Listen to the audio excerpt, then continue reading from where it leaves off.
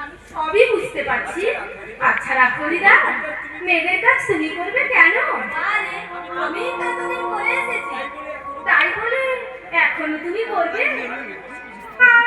আমি বসে বসে খাবো? না না, তা হয় না রাখরিদা। কিন্তু বাইরের কাজ করবে তুমি, আর ঘরের সব কাজ করবো আমি। বাইরের কাজ ঘরের কাজ মেয়েদেরকেই করতে হয়। কি কথা বলছো না কেন রাখরিদা? আমার উপর তুমি বুঝি রাগ করেছো? করো না রাখরিদা, সত্যি আমার উপর তুমি রাগ করেছো? তোমার উপর কি আমি রাগ করে থাকতে পারি বৌদিমণি? তোমাকে আমি যতই দেখছি ততই অবাক হয়ে যাচ্ছি। কেন? এই কদিনে তুমি সংসারটাকে কি সুন্দরভাবে সাজিয়ে নিয়েছো। দাদাবাবু তুমি কি ভাগ্যবান, তাই তোমাকে ছেড়ে স্ত্রী রূপে পেয়েছে।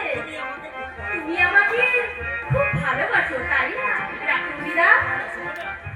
ভালোবাসবো না? তুমি যে আমার কতখানি আদরে। না না, আমি যাবো সব কথা আমার বলা সাজে না। আমি শুধু ভগবানের কাছে প্রার্থনা করি তুমি সুখী হও বৌদিমণি, তুমি সুখী হও। রাখরিদা কর্তাবাবুর দুর্ভাগ্য, তাই তোমাকে সে চিনতে পারলো না।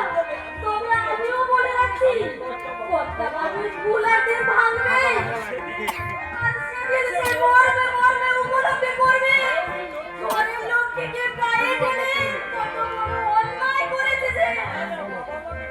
না না, বাবা আমাকে খুব স্নেহ করে। হ্যাঁ, সে তো আমি দেখতেই পাচ্ছি। তোমার চোখের